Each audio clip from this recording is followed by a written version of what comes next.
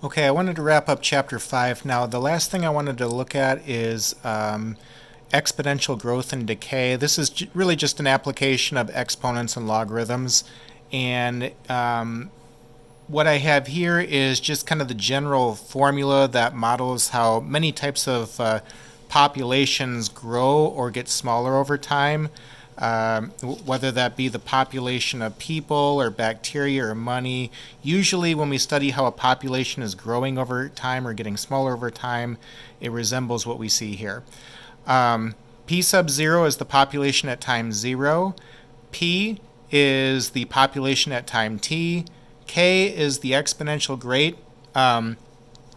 If k is a positive number, that means that there's going to be exponential growth, and therefore the population is going to be growing over time.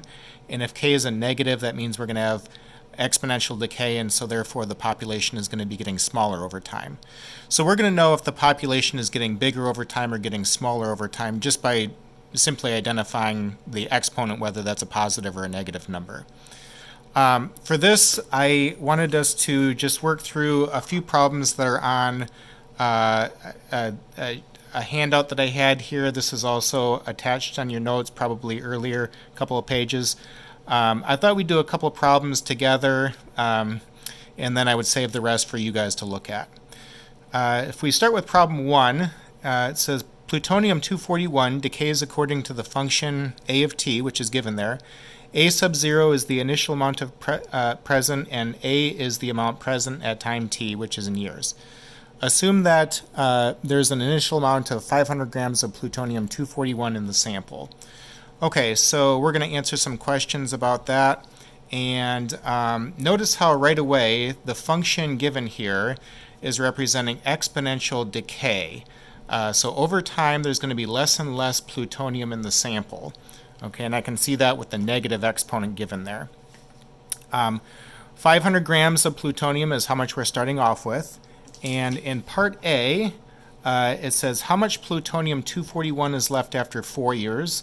Part B, how much is left after 8 years. Part C, how much is left after 20 years. Okay, so T is the time, which is in years. And I'm just going to simply plug in those numbers and simplify. Okay, so if I were to plug in 4 into this, I've got, let's see here, 500 times e to the power 4 times negative 0.53. You want the power in parentheses so that the calculator knows to keep that entire number in the parentheses, or in the power, excuse me. And it looks like 404.5 roughly, if you go nearest one digit, grams would be left after 4 years. Okay, and so then you'd plug in 8, and it looks like we've got 327.2 grams left after 8 years. There's 173.2 grams left after 20 years, and you can see that as time goes on, there's going to be less and less plutonium in the sample. Okay. Now part D in this problem, it says, what is the half-life of plutonium-241? More specifically, what they mean in that question is how long are we going to have to wait until we get down to half of what we started off with? We started with 500 grams of this stuff. Like, how long is it going to be until we get to 250 grams? Well, A is the amount, so I would just simply set the amount equal to 250 and solve this equation for T. Before I do that, just an observation, notice how 250 is between 327.2 and 173.2. So I should expect my answer to be something that is between 8 years and 20 years. Okay, well, if we solve for t, divide by 500, 250 over 500 is 1/2. And here's a situation where the bases are not going to match, so you want to take the ln of both sides. That will allow us to bring the power in front of the logarithm on the right. And so I've got negative 0.053t times the ln of e on the right. The ln of e is 1, remember. And divide by negative 0.053, so then t is all alone. If you then go to the calculator and type in ln of 1/2 divided by negative 0.053, we get roughly 13.08 years. That makes sense. based on what I said earlier. In fact, that is correct. Okay, so roughly a little bit more than 13 years is how long you'd have to wait to get down to half of what you started off with there.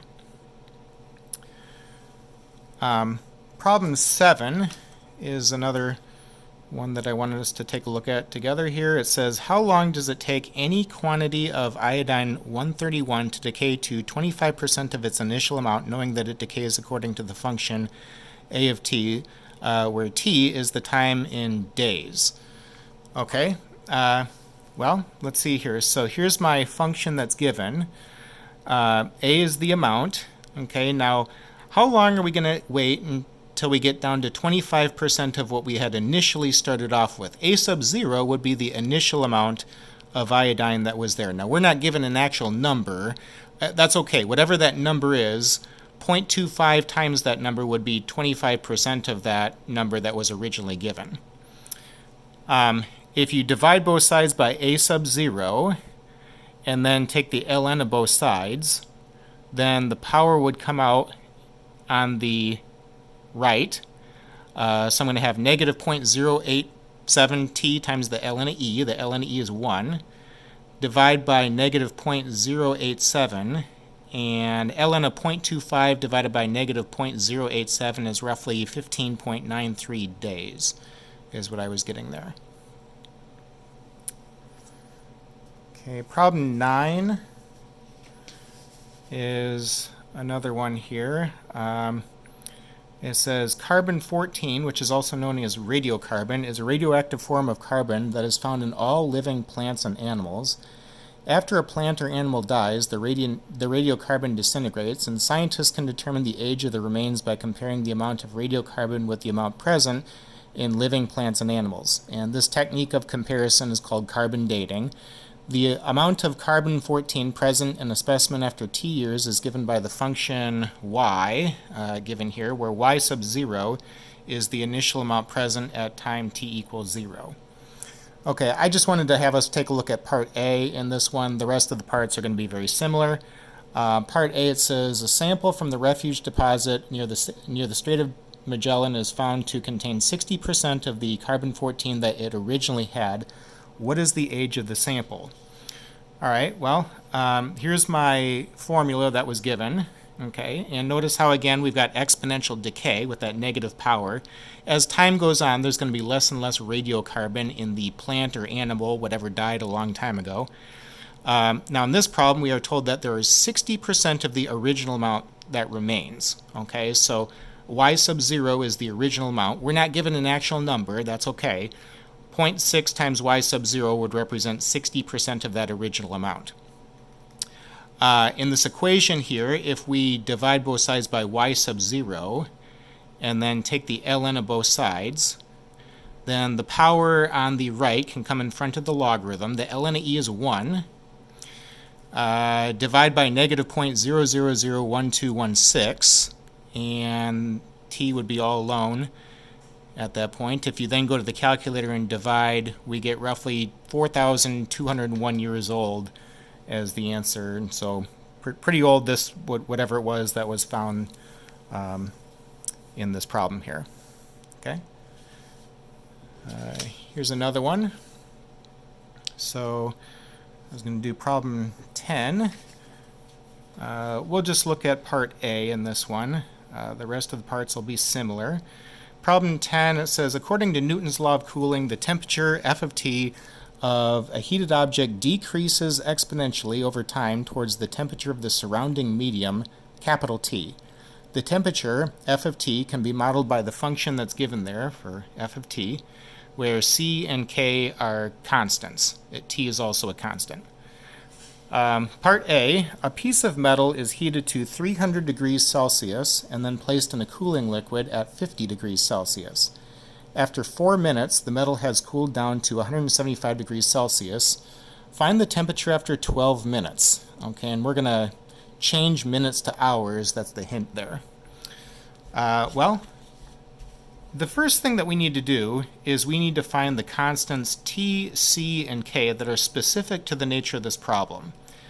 Capital T is the temperature of the new environment. For this problem, it would be 50 degrees, since this hot piece of metal is going to be placed in a cooling liquid that is 50 degrees Celsius. Now at time 0, the metal is 300 degrees. T is the time, so if I plug 0 into the function, I'll get 300. Also, if I plug 0 into the function here for T, I know that anything to the 0 power is 1, so that's going to leave me with 50 plus C equal 300. Subtract 50 from both sides, and C then would be 250. Okay, so here's the function that we have currently then. 50 plus 250 times e to the negative kt power. I next want to find the k value. Now they said after 4 minutes have gone by, the temperature of the metal is 175 degrees Celsius. They also told us to change minutes to hours. There's 60 minutes in an hour. 4 divided by 60 would be 1 over 15 if you simplify. And so if I plug in 1/15th, I would get 175 degrees Celsius. Also, if I plug in 1/15th in for T, I'll have 50 plus 250 times e to the negative 1 over 15 times k. Let's go ahead and solve this for k. And I'll need to subtract 50 and divide by 250. 125 over 250 would be 1/2. Take the ln of both sides since the bases won't match there. Okay, and that'll allow you to bring the power in front of the logarithm on the right. The ln of e is 1. And if you multiply both sides by negative 15, then k would be equal to negative 15 times, it should be the ln of 1/2. And that would be 10.397 if you go nearest 3 digits. Now, take note of this. The formula has a negative exponent, right, because this is exponential decay, and that should make sense. You know, as time goes on, the hot metal is in the cooling liquid, and therefore it's going to cool down, obviously. So here's the function that we have modeling the situation. Now, we want to know what is the temperature of the metal after 12 minutes? Well, of course, it's going to be less than 175 degrees Celsius. Okay, 12 minutes would be 1/5 of an hour. Okay, 12 over 60. And so to finish the problem, I would just simply plug 1/5 now into the function that I've created. When you do that and go to the calculator, I was getting roughly 81.25 degrees Celsius, which would be the answer there. By the way, it's typical in Newton's law of cooling problems to have kind of some preliminary work done to get all the constants that fit the nature of the problem. That's kind of a typical thing, just as you see going on here. All right, we've looked at some exponential decay problems. I was going to show you an exponential growth problem next. Problem 11 says the population P of a colony of mosquitoes at time T, which is in days, obeys the law of uninhibited growth according to the function P of T. And notice how the population of the mosquitoes is increasing over time. Part A, we want to find the population after 3 days. Well, T is the time, so that's just going to be plug it in and simplify, right? So if I plug 3 into the function where I see T, I'm getting roughly 5,836 mosquitoes would be in the population there after 3 days. Part B of this says, when will the size of the colony double? Okay, well, we started off with 1,000 mosquitoes. How long are we going to have to wait to get to 2,000 mosquitoes? P is the population, so I would just simply set P to be 2,000 and solve for T. If you divide by 1,000, 2,000 over 1,000 is 2. The bases are not going to match there, so you want to take the ln of both sides and bring the power in front of the logarithm on the right. The ln of e is 1, and divide by 0.588. ln 2 divided by 0.588 is roughly 1.18 days. And so that would make sense, you know, that it'd be less than 3 days. At 3 days, you're already at more than 5,000 mosquitoes. Okay. Part C, when will the size of the colony be at 10,000 mosquitoes? Well, it's going to be more than 3 days. Okay. We can see that from our work here. And P is the population, so I would just simply set P to be equal to 10,000 now and solve for T. Divide by 1,000, 10,000 over 1,000 is 10. Now if you compare this problem to the one that we just did, the only change is going to be when you have T isolated, you're going to have ln 10 instead of ln 2. ln 10 divided by 0.588 is roughly 3.92 days if you go nearest 2 digits on that. And that would be the answer there to part C. Problem 16 will be the last one that we look at here together. It's another exponential growth problem. Problem 16, it says, according to data listed at census.gov, the world population was approximately 6.04 billion people at the beginning of the year 2000. It has been estimated that the population, which is in billions, is growing exponentially according to the function p of t, which is given there. Part A, what will be the world population at the beginning of 2020? Well, T is the time since 2000, so it would have been 20 years since. And if I plug in 20 into the function that was given, I get roughly 8.3 billion people in the world right now, okay, under this model. Part B is saying some demographers believe that 60 billion people is the maximum for which the planet can provide adequate food supplies. How long will it take for the world population to reach this amount? Okay, so if we set the population equal to 60 billion and solve, divide by 6.04. 60 divided by 6.04 would be an infinite decimal, so to have this be more exact, let's just keep it in a fractional form. The bases won't match there, so let's take the ln of both sides. That allows us to bring the power in front of the logarithm on the right. ln of e is 1. Divide by 0.016 and go to the calculator. And it looks like roughly 143.5 years after 2000, or the year 2143, 2144, that would be where we'd have 60 billion people in the world, if the trend continues the way it would, and which of course it wouldn't, okay, but things are changing all the time, but under this model, that's the time that we would get there. So, okay, we're now done with chapter 5. I've got some homework problems. I guess the rest of the problems that we didn't look at, be sure to look at on your own. I've got the answers to all those. At the end, you can check the answers to see if you're correct or not, and we'll stop right there.